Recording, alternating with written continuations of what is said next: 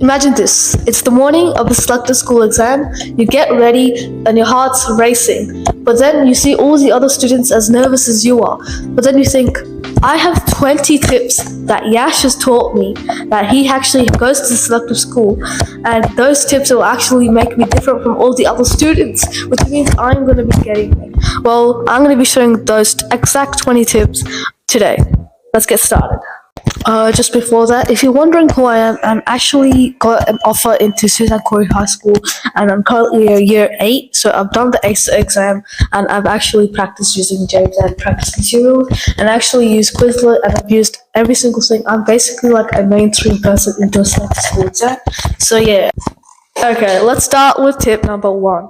Tip number 1 is to create a study schedule that is like Aspire as your Spotify playlist. This study schedule, make sure you have breaks for like advertisements, and make sure that you won't get overburnt out and you actually make your study sessions fun and full of knowledge, and make sure that you increase your knowledge and therefore get into one of the schools in Victoria. So basically what you're going to do is give 1 day or maybe an hour each day until maybe 6 months before the exam, which you're going to move it to 2 hours, and then keep increasing the time, but don't increase it too much, or then you obviously get burnt out, become too nervous, you crave in, cram, blah blah blah, and you know what's going to happen? You're going to fail. Tip number 2, make sure you know the exam structure. So make sure you know all 6 of the subjects that are going to be tested, and make sure that you know all of them to the core and know what's going to be tested in them. So these include math, reading, verbal, numerical, and writing, and the writing has 2, so persuasive and narrative.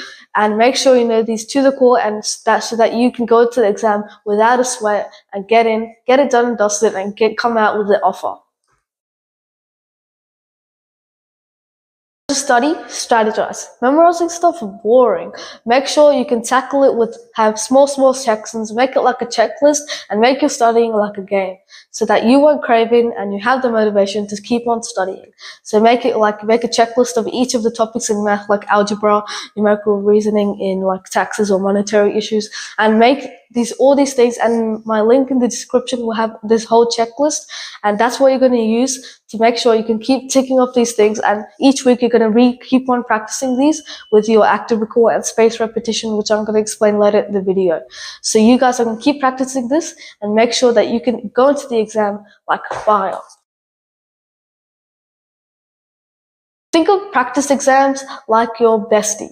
Practice exams are like cheat codes. They show you what is exactly going to be on the exam, and then all you need to do is just remember them and remember the tips and tricks that you learn in them, and then you're going to ace the exam. Like, they are your bestie. Like, I was like firing under the practice test, but what's more and more important than a practice test is to make sure that you revise and review all the mistakes that you make in the practice test, the next practice test you make, and the one after that.